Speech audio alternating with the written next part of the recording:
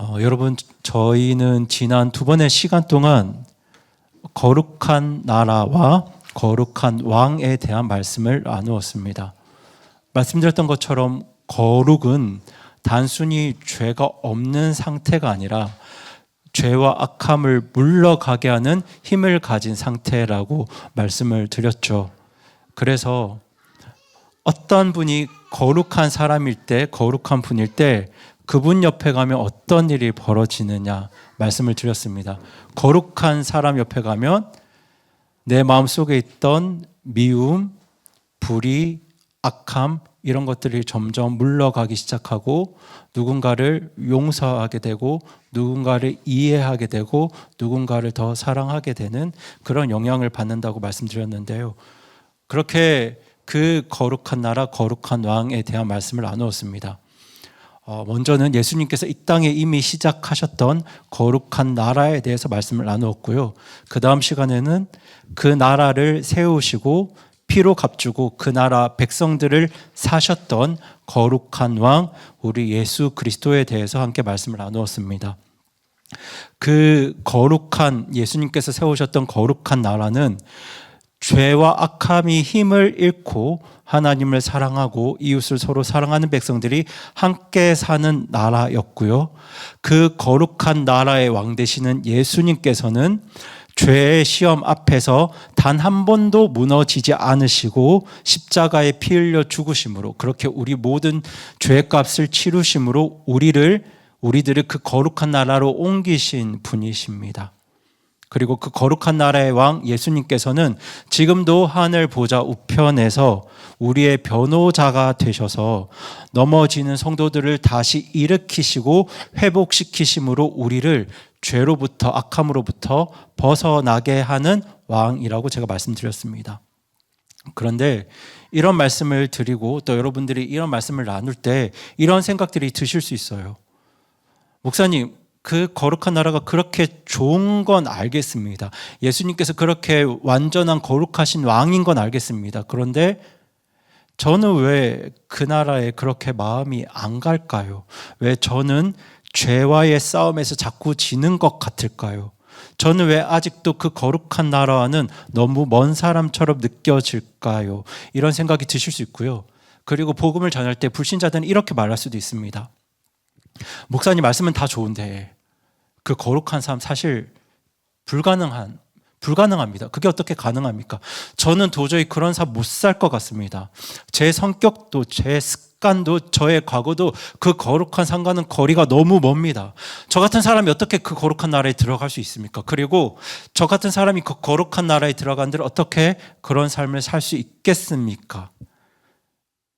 심지어 교회 안에서도 우리가 서로를 향해 거룩한 말씀으로 권면할 때 자주 듣는 말들입니다. 불가능한 이야기입니다. 어떻게 그게 가능합니까? 그런데 사실 이게 맞는 말이에요, 여러분. 우리의 힘으로는 그 거룩한 나라에 들어갈 수도 없고요. 우리의 능력으로는 그 거룩한 나라에 어울리는 삶을 살 수도 없습니다. 그래서 하나님께서는 예수님을 통해 거룩한 나라를 세우셨고 또 거룩한 왕 예수님을 이 땅에 보내주셨는데요. 그 거룩한 왕 예수님에 이어서 또 다른 한 분을 우리에게 보내주셨죠.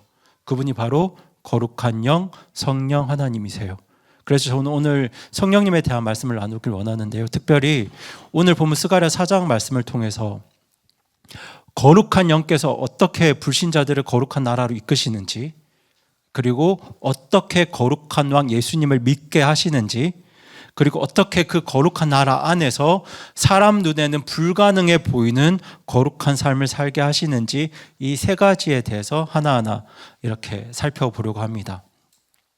첫 번째로 나눌 것이 바로 불가능한 일에 대한 약속인데요. 저희가 오늘 함께 읽었던 본문 말씀이 스가랴 4장 말씀이죠. 여러분 스가랴 4장의 상황을 먼저 말씀을 드리면 이 스가랴 대언자가 활동하던 때는 이스라엘 백성들이 70년 동안의 바벨론 포로 생활을 마치고 고국으로 돌아왔을 때였는데요. 이 당시에 예루살렘과 이스라엘은 다 무너진 모든 것들이 무너진 상태였습니다. 모든 것이 폐허였어요. 그런데 그 폐허가 된 상황에서 하나님께서 유다 백성들에게 어떤 명령을 주셨냐면 예루살렘 성전을 다시 재건하라는 명령을 주셨습니다. 예전 솔로몬 때처럼 나라에 어떤 많은 부와 힘, 국력이 있었던 때가 아니라 포로 생활 마치고 돌아와서 아무것도 없는 그 폐허가 된 예루살렘에서 성전을 지으려면 산으로 올라가서 나무 패와서 집을 지어야 하는 그런 상황에서 하나님께서는 예루살렘 성전을 재건하려고 명령하셨습니다. 그런 폐허가 된 고국에서 하나님 말씀에 순종해서 무너진 성전과 무너진 나라를 다시 세우는 건 결코 쉬운 일이 아니었는데요. 유다 백성들은 이 말씀에 순종하려고 했습니다. 순종하려고 노력을 했죠. 그렇게 힘겨운 상황에서도 하나님 말씀에 순종하려고 했는데 그 현실이 어떠했냐면요. 성전 건축을 방해하는 주변 민족들의 박해와 핍박과 조롱이 너무 심했습니다. 그래서 성전을 재건할 때 그 기초만 놓은 상황에서 정말 오랜 시간 그 성전 공사가 멈추어 있었어요. 그렇게 성전 재건을 방해하는 주변 민족들의 방해, 내부적인 분열, 사람들의 조롱 이런 것들이 계속되어 왔기 때문에 이 유다 백성들의 마음은 너무 지쳐 있었습니다. 힘든 상황에서도 하나님 말씀에 순종하려고 했는데 정말 너무도 거센 방해와 핍박과 조롱을 경험했던 이스라엘 백성들의 마음은 다 그냥 포기하고 싶은 마음으로 가득했습니다. 이제 이런 상황에서 성전을 다시 건축한다는 건 이건 정말 도저히 안 된다 싶은 불가능한 일처럼 보였습니다. 그런데 그때 하나님께서 스가랴에게 이상한 환상 하나를 보여주시는데요. 그 그림이 이렇습니다. 여러분 가지고 있는 페이퍼와도 같은 그림이죠. 가운데에는 순금 등잔대가 있고요. 그 등잔대 위에는 기름 그릇이 있습니다. 그리고 그릇에서 7 등잔으로 관이 이어져 있는데요. 그런데 그 등잔대 양옆에 지금 뭐가 있나요? 2 그루의 올리브 나무가 서 있습니다. 올리브 나무에서 그릇으로 그리고 그릇에서 어떤 관을 통해 등잔으로 끊임없이 올리브 나무의 기름이 공급되고 있는 환상을 하나님께서 보여주셨습니다. 스가랴 4장 1절부터 7절까지 그 환상의 그림이 조금 글로 풀어서 어려운데요. 대략적으로 이런 그림입니다. 그렇게 올리브 나무 아시죠? 여러분 지금 올리브 나무에서 추출한 기름이 무슨 기름인가요? 올리브 기름이잖아요.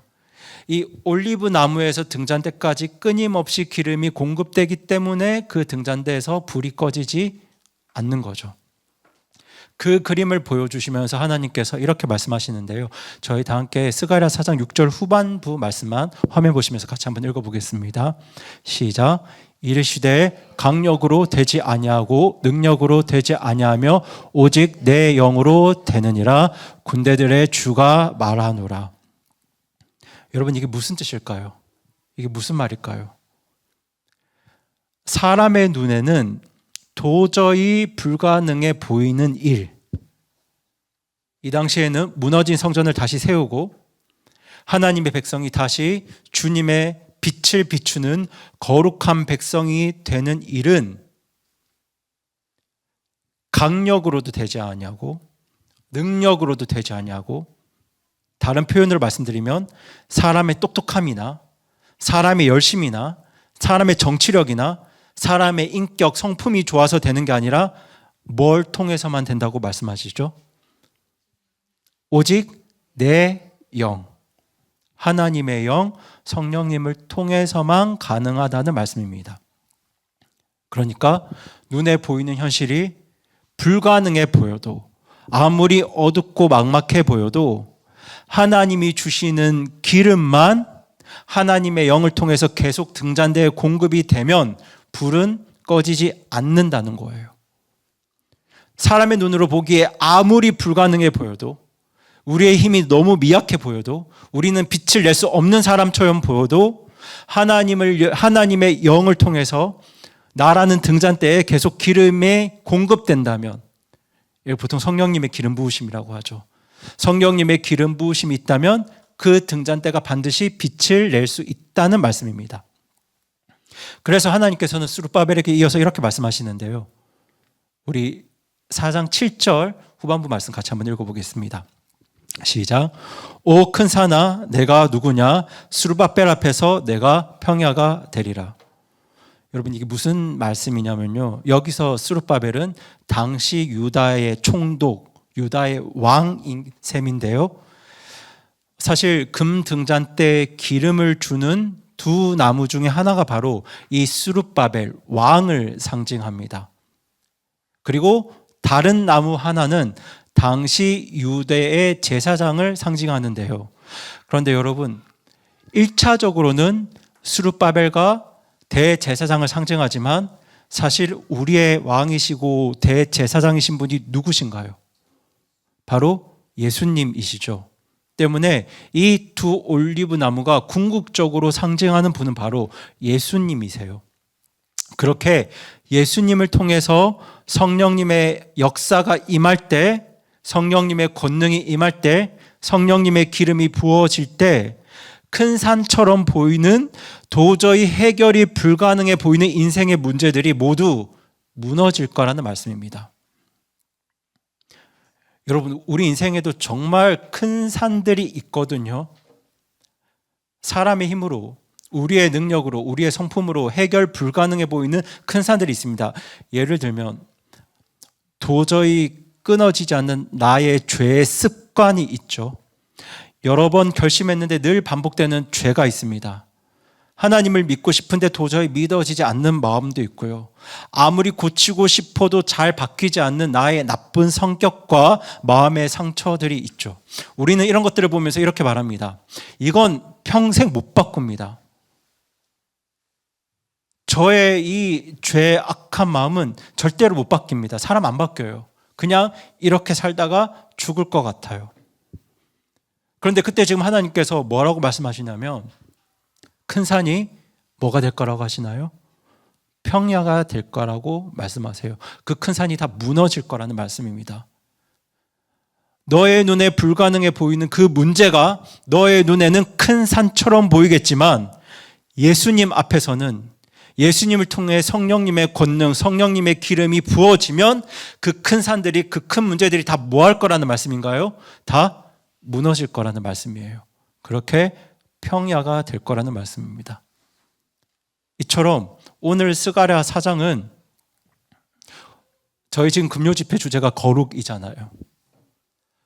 도저히 불가능해 보이는 그 거룩한 삶, 도저히 불가능해 보이는 마태복음 4장부터 7장까지의 그런 삶, 도저히 불가능해 보이는 빛과 소금의 삶이 어떻게 가능해지는지를 우리에게 보여주는 말씀입니다.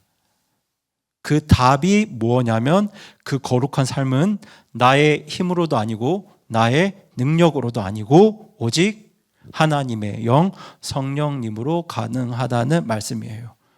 그 거룩한 영께서 저와 여러분을 거룩한 나라로 인도하신 겁니다. 그렇다면 여러분, 우리 구원받은 성도 여러분, 사실 성령 하나님께서 여러분이 아실지 모르실지 잘 모르겠지만 성령 하나님께서 우리를 인도하셨기 때문에, 나도 모르게 성령 하나님께서 우리를 이끄셨기 때문에 우리가 거룩한 나라에 들어갈 수 있었는데요. 그렇다면 성령님께서 어떻게 우리를 거룩한 나라로 이끄실까요? 제가 여러 번 말씀드렸지만 거룩한 나라에 들어가려면 우선 죄로부터 돌이켜야 합니다. 마태복음 4장 이하에 기록된 그 거룩한 나라, 거룩한 삶을 간절히 소망해야 합니다. 그리고 이것을 위해 거룩하신 왕 예수님을 믿고 의지하셔야 합니다. 그런데 문제가 뭐냐면요, 이렇게 말씀을 드려도 마음속으로 이렇게 생각하는 분들이 많으세요. 저는 죄에서 돌이키고 싶지 않습니다. 솔직히 말하면 과거의 삶이 감옥에만 가지 않으면, 사람들이 그냥 정죄하지 않으면 옛날처럼 크고 작은 죄들, 사람들이 알지 못하는 죄들, 그렇게 이런저런 소소한 죄 지으면서 사는 게 저는 아직 좋습니다. 예수님이 좋은 분인 거 알겠는데 굳이 그분을 내 인생의 왕으로 모시고 싶지 않습니다. 여러분, 사실 이게 자연 상태의 인간의 마음입니다. 사람들이 이런 생각을 가지는 건 단순히 성경에 대한 지식이 없어서가 아니고요, 우리 마음이 여전히 죄를 사랑하기 때문이에요. 그래서 여러분, 아무리 논리적으로 복음을 설명을 해도, 아무리 천국 지옥 이야기를 해도, 아무리 하나님 말씀을 논리적으로 지식적으로 무언가 다 잘 맞아떨어지게 깨닫게 설명을 해 주어도 사람의 마음은 잘 움직이지 않습니다. 쉽게 움직이지 않아요. 성경은 이것을 어둠 가운데 있다고 표현합니다. 그렇다면 여러분, 그렇게 어둠 속에 있는 사람이 어떻게 거룩한 나라로 들어올 수 있을까요? 그 나라에 들어가고픈 마음을 가질까요? 여기서부터 거룩한 영, 성령님의 사역이 시작되는데요. 저희 같이 한번 읽어볼까요? 시작. 죄의 진짜 얼굴을 보게 하십니다. 여러분, 성령님은 죄의 진짜 얼굴을 보게 하세요. 여러분, 어두운 방 안에서는 먼지들이 잘 안 보이잖아요. 그런데 하지만 그 어두운 방에 강한 햇빛이 들어오면 공기 중에 떠 있는 먼지들이 다 보이죠. 마찬가지로 성령님께서 우리 삶 주변에 역사하시기 전까지 나 스스로는 나의 죄가, 나의 거짓이, 나의 불의가 얼마나 심각한지 잘 모릅니다. 나의 죄와 악함과 불의를, 거짓을 다 합리화하며 살아갑니다. 다 그러고 살지. 이건 좋은 뜻으로 하는 거니까 다 뭐 이렇게 해도 괜찮아. 나는 그래도 감옥 갈 짓은 안 했어 뭐. 그래도 저 사람보다는 내가 나아. 다들 이렇게 생각합니다. 그런데 성령님께서 우리 심령 가운데 빛을 비추실 때 갑자기 내가 아무렇지도 않게 했던 말들이, 내가 별 생각 없이 했던 행동들이, 아무렇지도 않게 품었던 생각들이 얼마나 더럽고 추잡한지, 불의한 것들인지, 그것들이 다 끔찍한 죄로 보이기 시작합니다. 내가 이렇게 거짓된 사람이었구나. 내가 이렇게 말로 사람을 찌르고 있었구나. 내가 내 가족들을 내 기준으로만 판단하고 있었구나. 나는 하나님 없어도 괜찮다고 생각했구나. 거룩한 삶, 내 인생에 필요 없다고 생각했구나. 여러분, 그렇게 성령님을 통해서 얻게 되는 깨달음은요, 단순히 머리로 이해되고 정리되는 깨달음이 아니라 내 마음을 너무도 찌르고 아프게 합니다. 너무도 힘들게 합니다. 다른 것 때문에 힘든 게 아니에요. 내 죄 때문에 내가 힘듭니다. 나의 미워하는 마음 때문에 내가 힘들고요. 나의 용서하지 못하는 마음 때문에 내가 너무 고통스럽습니다. 그렇게 됩니다. 예전에는 그렇지 않았는데 성령님이 역사하시며 내 심령 가운데 그런 일들이 벌어집니다. 그 일을 누가 하신다고요? 성령님이 하세요.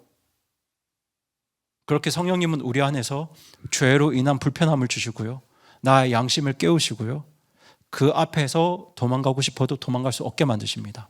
이것이 불신자들을 거룩한 나라로 이끄시는 성령님의 첫 번째 역사입니다. 그리고 저희 두 번째 한번 읽어보겠습니다. 성령님의 두 번째 역사입니다. 시작. 거룩한 나라의 아름다움을 보게 하십니다. 여러분, 그렇게 죄가 죄로만 보이고 끝난다면 사람들은 다 절망하겠죠.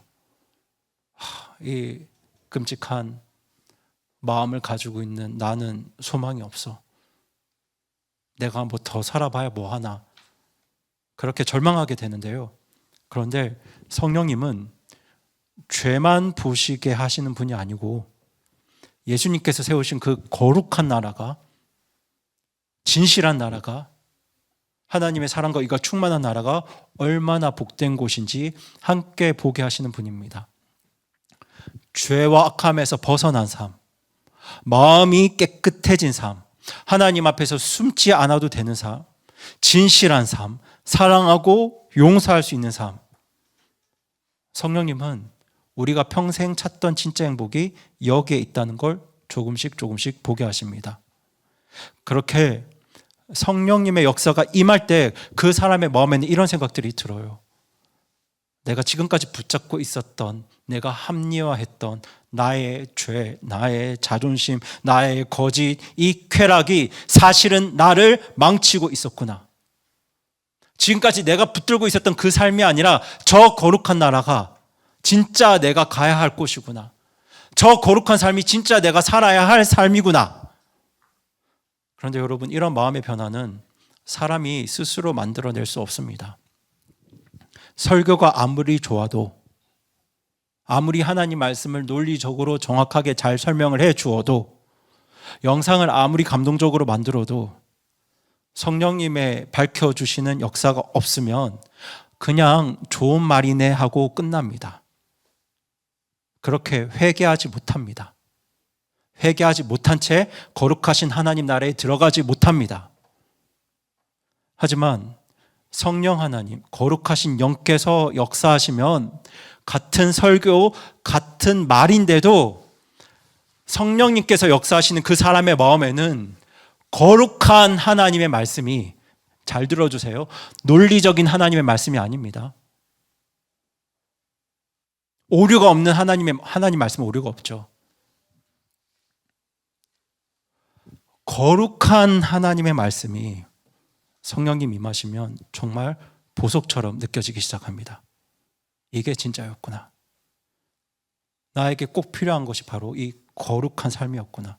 이것이 바로 불신자, 비신자들을 거룩한 나라로 끌어당기시고 그들로 하여금 거룩한 삶을 살게 하시는, 진실한 삶을 살게 하시는 거룩한 영, 성령 하나님의 역사입니다. 여러분, 이런 성령님의 역사를 가장 잘 보여주는 사람들이요, 바로 예수님의 제자들이에요. 여러분, 예수님의 제자들 과거 모습이 어땠는지 다 아시죠? 예수님께서 십자가에 달리시기 전까지 제자들이 어떠했나요? 그 모습이 어떠했나요? 늘 믿음이 없다고 책망받던 자들이었고요. 누가 제일 큰지, 누가 예수님 옆자리에 앉을지 매일 다투던 사람들이었어요. 그리고 사마리아 사람들 향해서는 하늘에서 불을 내려서 그 사람들 다 멸해야 한다고 그렇게 말할 만큼 편견과 분노로 가득했던 사람들입니다. 사랑의 사람들이 아니었어요. 그리고 예수님께서 십자가에 달리실 때는 다 어떻게 했나요? 다 도망갔죠. 그리고 베드로는 작은 하녀, 작은 소녀 한 명이 두려워서 예수님을 3번이나 부인하고 저주했습니다. 여러분, 이 사람들 절대로 대단한 영웅은 아니에요. 영웅 아닙니다. 우리랑 똑같이 두려움 많고 자존심 세고 자기 중심적인 사람들입니다. 그리고 여러분, 예수님이 부활하셨는데요, 부활하신 예수님을 직접 보았음에도 불구하고 어떤 제자들의 마음에는 여전히 의심이 남아 있었습니다. 우리 마태복음 28장 17절 말씀 같이 한번 읽어보겠습니다. 부활하신 예수님을 본 어떤 사람들의 반응입니다. 시작. 그분을 보고 그분께 경배하였으나 어떤 자들은 의심하더라. 부활하신 예수님을 직접 눈으로 봤는데 뭐하고 있습니까? 의심하고 있어요. 부활하신 예수님을 눈으로 봤는데 마음 한쪽편에 여전히 예수님을 의심하고 있었던 사람들입니다. 여러분, 이게 지금 뭘 보여주냐면요, 부활에 대한 지식, 예수님이 누구신지에 대한 교리, 그렇듯한 설교, 탁월한 성경 공부, 이런 것들로는 사람이 완전히 변할 수 없다는 사실입니다. 예수님을 눈으로 봤는데도, 부활하신 예수님을 눈으로 봤는데도 뭐하니까요? 의심하고 있으니까요. 그래서 예수님께서는 제자들에게 이렇게 말씀하셨어요. 우리 사도행전 1장 4절 전반부 말씀 같이 한번 읽어보겠습니다. 시작. 또 그들과 함께 모이사 그들이 예루살렘을 떠나지 말고 아버지께서 약속하신 것을 기다리라고 그들에게 명령하셨느니라. 여러분, 여기서 예수님이 말씀하신 아버지께서 약속하신 것이 무엇일까요? 네, 성령 하나님이세요. 예수님께서 승천하시기 직전에 주신 말씀이거든요. 아버지께서 약속하신 성령 하나님을 기다리라고 제자들에게 말씀하세요. 그렇게 성령님에 대해 말씀하신 예수님은 이어서 이렇게 말씀하십니다. 우리 다 함께 사도행전 1장 8절 말씀 같이 한번 읽어보겠습니다. 시작. 오직 성령님께서 너희에게 오신 뒤에 너희가 권능을 받고 예루살렘과 온 유대와 사마리아와 땅의 맨 끝 지역까지 이르러 나를 위한 증인들이 되리라 하시니라. 네, 성령님께서 오시면, 임하시면 무엇을 받고요? 권능을 받고 누구의 증인이 된다고요? 예수님의 증인이 된다고 말씀하셨어요. 그리고 오순절날 예수님께서 약속하신 성령님이 제자들 가운데 임했습니다. 그날 이후로 제자들은 완전히 다른 사람이 되어버립니다. 조그마한 소녀 한 명 앞에서도 벌벌 떨던 베드로가 이제는 온 유대인과 지도자들 앞에서 목숨 걸고 예수님의 이름을 담대하게 선포합니다. 감옥에 갇히는 위협 앞에서도 우리는 보고 들은 것을 말하지 아니할 수 없다고 담대하게 고백하죠. 예수님 때문에 도망갔던 그 사람들이 다 예수님 때문에 목숨을 내어놓는 사람들이 됩니다. 여러분, 이 변화의 비밀이 어디에 있다고 생각합니까? 생각하시나요? 어디에 있을까요? 거룩한 영, 성령님께서 그들 안에 임하셨기 때문입니다. 부활하신 예수님을 직접 눈으로 보아도 의심했던 그 사람들에게 거룩하신 영, 성령님께서 그들 안에 임하셨을 때 이 놀라운 변화가 시작되었습니다. 성령님께서는 제자들의 머리에 있던 지식을 확신으로 바꾸셨고요. 두려움으로 얼어붙어 있던 그들의 마음을 담대함으로 옷 입히셨습니다.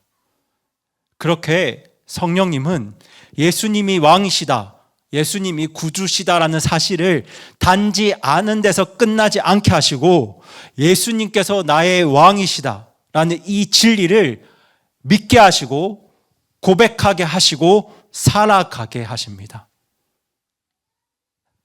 살아가게 하셨어요. 여러분, 오늘도 마찬가지입니다. 여러분 중에도 예수님 이야기를 수없이 들었는데 마음 깊은 곳에서는 아직 이렇게 느끼는 분들이 계실 수 있어요. 솔직히 잘 안 믿어집니다. 안 믿어져요.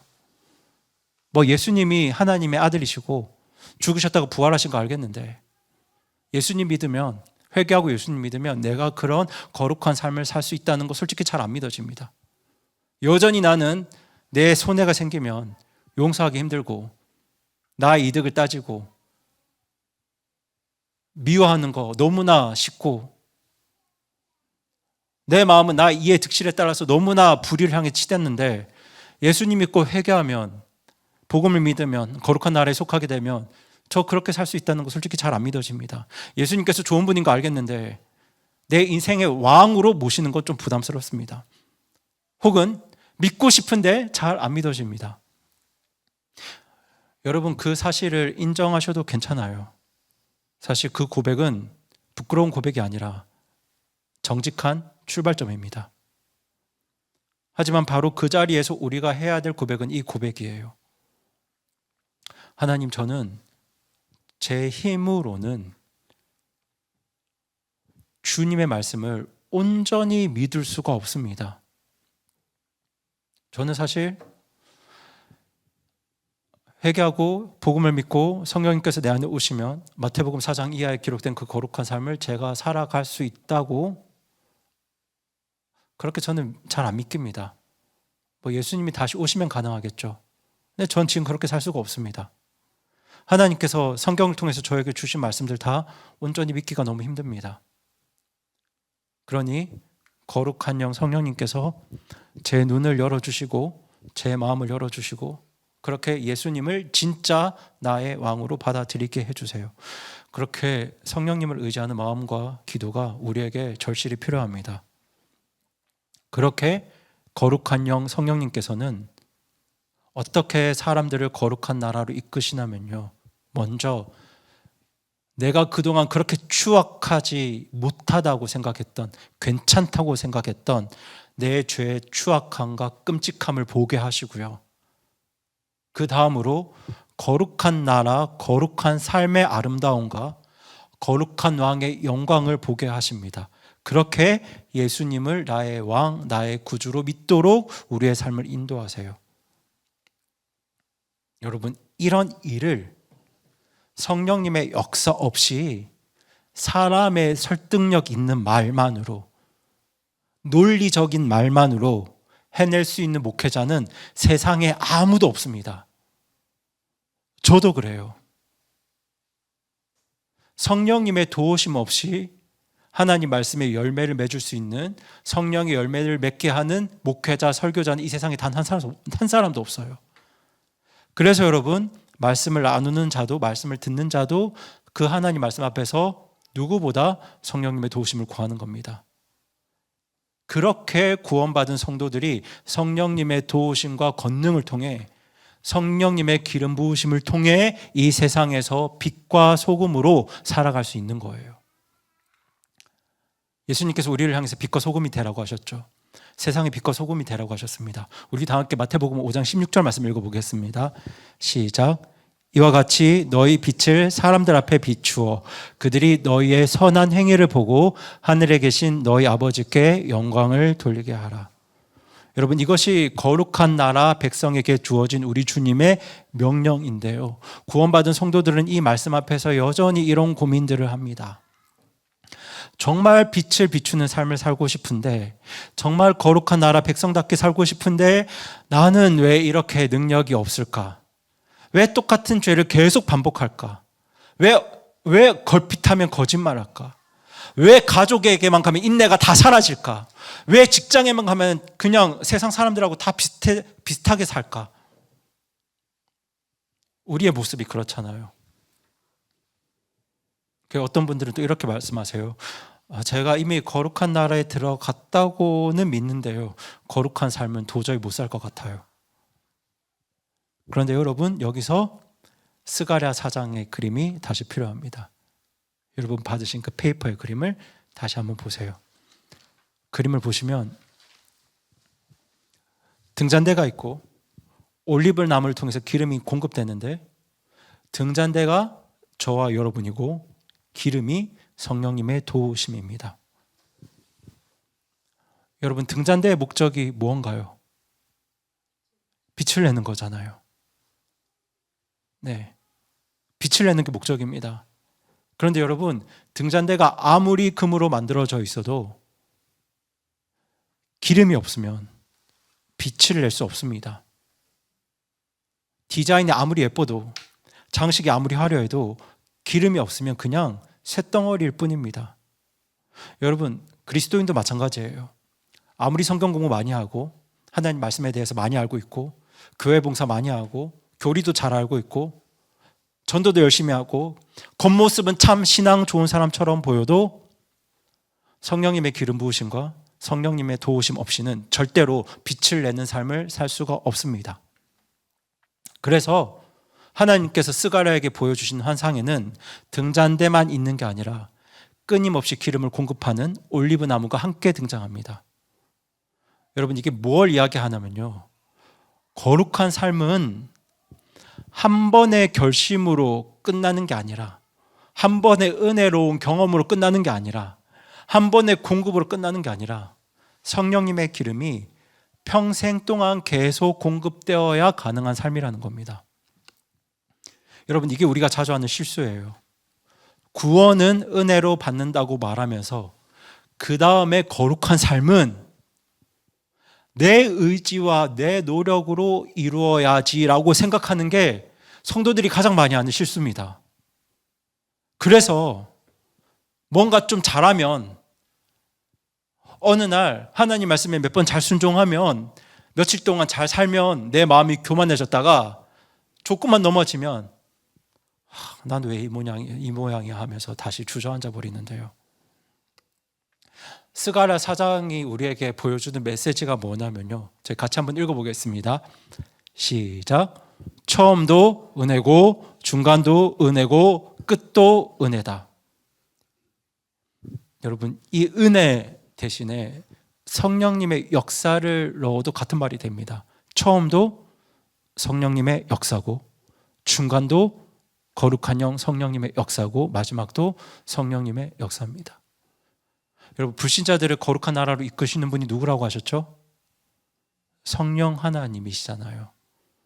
처음도 그분의 은혜고요. 구원받은 우리들이, 거룩한 나라에 속한 우리들이 하루하루 하나님 말씀에 순종할 수 있는 힘을 주시는 분도 성령님이세요. 그렇게 끝까지 우리 삶 가운데 우리를 떠나지 않으시고 역사하시는 분이 성령 하나님이시기 때문에 처음도 성령님의 역사고, 중간도 성령님의 역사고, 우리 인생 마지막도 성령님의 역사로 마무리됩니다. 그렇게 성령님께서는 우리의 불가능을 가능으로 바꿔 가세요. 그래서 이 시간 성령님께서 우리 안에서 어떤 일들을 하시는지 조금 더 구체적으로 생각해 볼 텐데요, 저희 세 가지 하나씩 같이 한번 읽어보겠습니다. 우리의 불가능을 가능으로 바꾸시는 성령님. 시작. 미워하는 마음 대신 용서하는 마음을 주십니다. 음란과 중독의 힘을 조금씩 꺾어 가십니다. 두려움 대신 담대함을 주십니다. 네. 여러분, 성령 하나님께서는 미워하는 마음 대신 용서하는 마음을 주세요. 여러분, 예수님께서 명령하신 원수 사랑은요, 인간의 힘으로는 절대로 안 됩니다. 하지만 성령님께서 하나님 말씀을 통해 우리가 받은 용서의 은혜를 다시 생각나게 하시고 우리에게 이렇게 말씀하시죠. 너도 저 사람처럼 용서받아야 할 죄인이었다. 그런 죄인인 너를 예수님께서 어떻게 품으셨는지 기억하거라. 이렇게 우리 마음속에 성령님께서 조용히 말씀하실 때가 있습니다. 그때 도저히 이해할 수 없는 무언가가 나의 미움을 풀어지게 하고 나의 삶을, 나의 마음을 조금씩 용서하는 방향으로, 사랑하는 방향으로 돌아서게 하시는데요. 그것이 성령님의 역사 중 가장 대표적인 역사입니다. 그리고 두 번째, 음란과 중독의 힘을 꺾어 가시죠. 어떤 분들은 이렇게 말씀하세요. 목사님, 저는 너무 오랫동안 음란과 중독에 묶여 있어서 이거 평생 안 끊길 것 같습니다. 맞습니다. 혼자 싸우면 평생 안 끊깁니다. 중독의 힘이 얼마나 무서운데요. 그 쉽게 못 끊습니다. 하지만 성령님께서 일하시면 우리 성령님은 하나님 말씀을 통해서 그 마음을 계속 찌르시고요. 그 죄의 쓴맛을 더 깊이 깨닫게 하시고요. 돌이킬 수 있는 용기를 주셔서 결단하도록 도우시고 또 그 죄와 악함으로부터 도망갈 수 있는 피할 길도 준비해 주십니다. 물론 한 번에 완전히 바뀌지 않을 수는 있죠. 하지만 분명한 변화 하나가 생기는데요. 바로 이런 마음이에요. 옛날에는, 과거에는 죄를 짓고도 아무렇지 않았는데 그 죄를 합리화하며 살았는데 성령님이 계시면 그 죄가 너무 괴로워집니다. 다시는 그러고 싶지 않습니다. 이런 마음들이 바로 거룩한 영께서 우리 마음 안에서 일하고 계신다는 증거입니다. 이런 마음이 자꾸 생길수록 우리 삶에서, 우리 마음에서 죄의 힘이 점점 약해집니다. 그리고 두려움 대신에 뭘 주신다고요? 담대함을 주세요. 네. 사실 우리가 복음을 전할 때도, 예수님을 전할 때도 늘 두려움이 앞서죠. 저 사람이 날 이상하게 보면 어떡하지? 내가 복음 전하다가 이분과의 관계가 깨어지면 어떡하지? 내가 말을 잘 못하면, 제대로 설명을 못하면 어떡하지? 두려움이 앞섭니다. 그런데 여러분, 제자들도 그랬어요. 베드로도 그랬습니다. 베드로가 누구 앞에서 무서워했다고요? 작은 소녀 한 명 앞에서 무서워하던 사람이었습니다. 그런데 성령님께서 임하시자 그들은 더 이상 사람들을 두려워하지 않았습니다. 이런 용기와 담대함을 누가 주실까요? 바로 거룩한 영 성령님께서 주십니다. 저희가 지난 주일에 내 마음을 따르지 않을 용기에 대해서도 말씀을 나누었잖아요. 내 마음과 내 생각을 너무 따라가고 싶은데 내 마음을 따르지 않을 용기도 누가 주실까요? 네, 거룩한 영 성령님께서 주십니다. 그러니 여러분, 기름 없이 빛을 내려고 너무 애쓰지 마시고요. 성령님의 도우심을 구하시기 바랍니다. 제가 이번 주에도 나누겠지만 성령님의 도우심을 구하려면, 성령님의 기름 부으심을 경험하려면 오늘 하루도 성령님께서 내게 기름 부어주시는 그 역사를 오늘 하루 경험하려면 두 가지가 선행되어야 하는데요. 먼저는 여러분, 버리셔야 해요. 하나님께서 기뻐하지 않는 것들을 버리셔야 합니다. 아무리 작은 죄, 불의, 거짓이라도 버리셔야 해요. 이번 주에 나눌 말씀이 로마서 12장 2절 말씀입니다. 제가 준비를 안 했는데요. 성경 있으시면 로마서 12장 2절 말씀 같이 한번 펴서 읽어볼까요?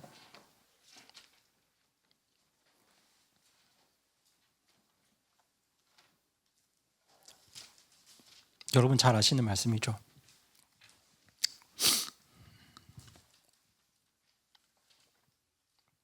같이 읽겠습니다. 시작. 너희는 이 세상에 동화되지 말고 너희 생각을 새롭게 함으로 변화를 받아 하나님의 그 선하시고 받으실 만하며 완전하신 뜻이 무엇인지 검증하도록 하라. 여러분, 결론은 하나님의 뜻을 검증하고 확인하는 건데요. 그 앞에 뭐가 있냐면 새롭게 함으로 변화를 받는 것이 있죠. 근데 그 앞에 무엇이 있나요? 시작이 어떻게 되나요? 너희는 이 세상에 동화되지 말고 이 세상의 것들, 악한 것들, 불의들, 거짓들, 죄들 버리고 거룩한 영이세요. 거룩한 영께서는 우리가 거룩한 삶을 구할 때 역사하실 수 있으세요. 때문에 먼저 선행되어야 할 건 뭐라고요? 버리는 겁니다.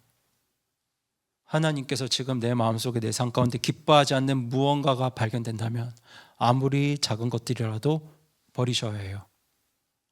그리고 다음으로는 제가 이번 주에도 말씀을 나누겠지만 하나님 말씀을 여러분들이 읽고 읽으셔야 합니다. 여러분, 성경을 영어로 홀리 바이블이라고 합니다. 무슨 뜻인가요? 거룩한 책이라는 뜻이에요. 성령 하나님의 역사, 성령님의 기름 부으심을 간절히 구한다고 하면서 성경을 읽지 않으면 거짓말입니다. 오늘 하루 성령님의 역사를 구하는 분들은 오늘 하루 시작할 때 하나님께서 기뻐하지 않는 그 작은 무언가를 버리려 하고요, 하나님 말씀을 읽으려 합니다. 성령님은 거룩한 말씀을 통해 역사하세요. 이것에 대해서 저희가 이번 주일에 조금 더 자세하게 나누겠습니다. 그러면 성령님이 주시는 기름으로 우리가 뭐 할 수 있을까요? 빛을 낼 수 있습니다. 그거 없이 빛을 낼 수 있는 방법이 없어요. 성령님이 부어주시는, 공급하시는 기름 없이 우리가 이 세상의 소금과 빛이 될 수가 없습니다. 마태복음 4장에서 7장까지 기록된 말씀에 순종하며 살아가는 건 성령님의 기름 없이는 불가능합니다. 그러니 여러분, 기름 없이 빛을 내려고 애쓰지 마시고 오늘도 내일도 하루하루 성령님의 도우심을 구하시기 바랍니다. 그리고 어떻게 버려야 할 것인가, 어떻게 하나님 말씀을 읽어야 할 것인가는 제가 이번 주일에 조금 더 자세하게 말씀드리겠습니다. 그렇게 성령님의 기름을 공급받고 살면 우리는 거룩한 나라의 백성으로 거룩하신 왕의 명령에 순종하면서 하루하루 복되게 살 수 있습니다. 우리의 생각으로는 도저히 불가능하게 여겨졌던 마태복음 4장, 5장, 6장, 7장의 말씀처럼 우리가 살 수 있는 거예요. 여러분, 이것이 바로 복음입니다. 같이 한번 읽어볼까요? 시작. 거룩한 나라는 거룩한 왕이 세우신다. 거룩한 영께서 그 나라에 들어가게 하시고 그 나라에 어울리는 삶을 살도록 성도들을 도우신다. 이것이 복음입니다. 그렇게 우리를 죄로부터 벗어나게 하십니다. 악함으로부터, 미움으로부터 벗어나게 하세요. 제가 정확하게 말씀드릴게요. 여러분, 아무리 기독교의 이름을 가지고 있더라도 죄와 악함에서 벗어나는 복음이 아니면, 죽어서 지옥 가지 않고 천국 가는 것만 강조하는 복음이면 하나님께서 기뻐하지 않는 거짓 복음입니다. 하나님께서 간절히 원하셨던 그 거룩함과는 아무런 상관이 없기 때문이에요. 가짜 복음입니다. 하나님께서는 우리에게 거룩한 삶을 원하시기 때문에 거룩한 나라를 세우셨고 천년 왕국을 세우셨고 새하늘과 새 땅을 예비하신 겁니다. 그리고 우리가 오늘 하루, 내일 하루 우리를 도우시는 성령님의 권능을 의지하면 성령님이 주시는 기름을 공급받으면 그 거룩한 삶을 지금 이 땅에서도 살아낼 수 있습니다. 우리가 그 모습을 사도행전을 통해서 보잖아요. 성령님의 권능과 기름이 임했을 때 제자들이 어떻게 변했는지 우리가 말씀을 통해서 또 수많은 믿음의 선배들의 삶을 통해서 목격했지 않습니까? 그분들의 인격으로 된 게 아닙니다. 그분들의 노력과 성품으로 된 게 아니에요. 세상의 것을 버리고 하나님 말씀을 묵상하고 묵상할 때 우리 눈에 보이지 않지만 우리 안에 분명하게 살아 역사하시는 성령님께서 빛을 낼 수 있는 기름을 부어주셨기 때문에 가능했던 역사입니다. 그런데 오늘날 너무도 많은 그리스도인들이 기름 없이 불을 켜보려고 애쓰는 등잔대처럼 그렇게 신앙생활하고 있습니다. 그래서 머리로는 다 아는데 마음은 너무 지치고 나의 손과 발에는 능력이 없고 기도는 형식이 되어버리고 섬김은 의무가 되어버립니다. 그때 우리는 더 열심히 악착같이 버틸 게 아니라 겸손하게 이렇게 고백해야 합니다. 하나님, 저는 지금 내 힘과 내 의지로 버티고 있는 것 같습니다. 그러니 주님, 거룩한 영 성령님께서 저의 등잔에 다시 기름을 부어주세요. 성령님이 주시는 기름으로 다시 빛을 낼 수 있게 해주세요. 이것을 위해서 제가 버려야 할 것 버리겠습니다. 하나님 말씀이 뭐라고 말하는지 말씀을 보고 보겠습니다. 그리고 그 말씀을 의지하겠습니다. 그 말씀을 따르겠습니다. 여러분, 우리 모두에게 이런 기도가 필요합니다. 여러분, 성령님의 역사는 목회자들에게만 필요한 게 아닙니다. 지쳐있는 부모님들께도 필요하고 직장 속에서 외롭게 버티는 성도님에게도 필요하고 공부와 미래 문제로 고민하는 청소년들에게도 필요한 분이 바로 성령님이세요. 그런데 여러분, 그 성령님의 역사를 너무 무서워하지 마세요. 내가 익숙했던 죄, 내가 머물렀던 그 과거의 삶, 그것으로부터 벗어나게 하시는 성령님의 역사를 너무 무서워하지 마시고요. 너무 두려워하지 마시기 바랍니다. 여러분, 우리가 두려워해야 할 건 죄, 악한 미움에서 벗어나게 하는 성령님의 역사가 아니라 성령님의 도우심 없이 내 힘으로 이루려는 삶이에요. 성령님이 주시는 기름의 공급 없이 내 힘으로 버티려고 하고 내 힘으로 빛을 내려 하는 삶입니다. 그런데 정말 회개하고 예수님 믿지 않은 분들은 이게 뭔지 한 번도 경험해보지 못하셨겠죠. 그래서 제가 지난 주일 오후 우리 청년 학생들과 이렇게 공부를 할 때도 제가 이런 말 자주 하잖아요. 나는 사실 그 어떤 분도 그 마음의 중심을 알 수 없기 때문에 여러분이 구원 받았는지 안 받았는지 난 잘 모른다고. 그런데 제가 성령님의 역사에 대해서 이런 이야기를 했습니다. 성령님의 역사는 개념적인 역사가 아니고 초자연적인 역사라고. 여러분, 개념적인 역사가 뭐냐면 부모님이 나를 키우실 때 큰 은혜를 베풀어 주셨기 때문에 나도 효도해야 된다. 옳은 이야기잖아요. 그렇죠? 옳은 이치잖아요. 내가 은혜를 입었기 때문에 나도 은혜를 갚아야 된다. 그래서 부모님께 효도해야지. 여러분, 이건 그냥 이론적인 개념적인 역사입니다. 그것으로 얼마든지 부모님께 은혜를 갚는 삶을 할 수 있어요. 그런데 성령님의 역사는 그런 개념적인 역사가 아닙니다. 여러분, 원수를 사랑하게 하는 것 개념으로 가능한가요? 미워할 수밖에 없는 상황에서 그 사람 용서하는 거, 더 사랑하는 거 개념으로 가능한가요? 머리로는 좋은 일인 거 알아요. 근데 실제로 우리 마음이 그렇게 되나요? 우리 마음이 그런 방향으로 가나요? 그렇게 안 갑니다. 그런데 여러분, 회개하고 예수님 믿고 구원받은 사람이, 거룩한 나라에 속한 백성들이 거룩한 영 성령님을 모실 때는, 그리고 성령님을 의지할 때는 그게 가능해져요. 여러분, 그 거룩한 삶은 물 위를 걷는 것보다 더 기적 같은 일입니다. 오병이어의 기적보다 더 기적하는 일이 바로 거룩한 삶인데요. 여러분, 성령 하나님은 그 거룩한 삶을 구원받은 성도들로 하여금 살 수 있게 하십니다. 초자연적인 역사예요. 그런데 이게 도대체 무슨 소리인지 모르겠다면, 살면서 이것을 한 번도 경험해 본 적이 없으면 정말 거룩한 나라를 간절히 소망했는지, 정말 회개했는지, 정말 예수님 믿고 있는지 되돌아볼 것을 제가 우리 학생들에게 권면했습니다. 여러분, 성령님의 역사는 개념적인 역사가 아닙니다. 이론적인 역사가 아니에요. 예수님께서 나를 위해서 십자가에서 죽어주셨으니까 나도 은혜를 갚아야지 하는 그런 머릿속의 논리가 아닙니다. 어떤 역사라고요? 초자연적인 역사입니다. 여러분이 정말 구원받으셨으면 저의 삶과 저의 가정과 저의 사역 위에 그 거룩한 영으로 다시 기름을 부어주세요. 지식만 쌓이는 신앙이 아니라 성령님의 권능이 나타나는 삶이 되게 해주세요.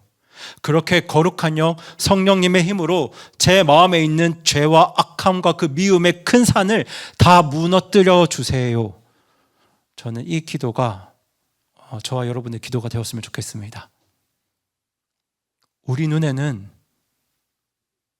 여전히 큰 산처럼 보이는 죄로 얼룩져 있는 나의 마음과 나의 한계가 있습니다. 그런 우리에게 하나님께서 주신 말씀이 바로 오늘 말씀이에요. 다시 한번 읽어보겠습니다. 시작. 이르시되 강력으로 되지 아니하고 능력으로 되지 아니하며 오직 내 영으로 되느니라.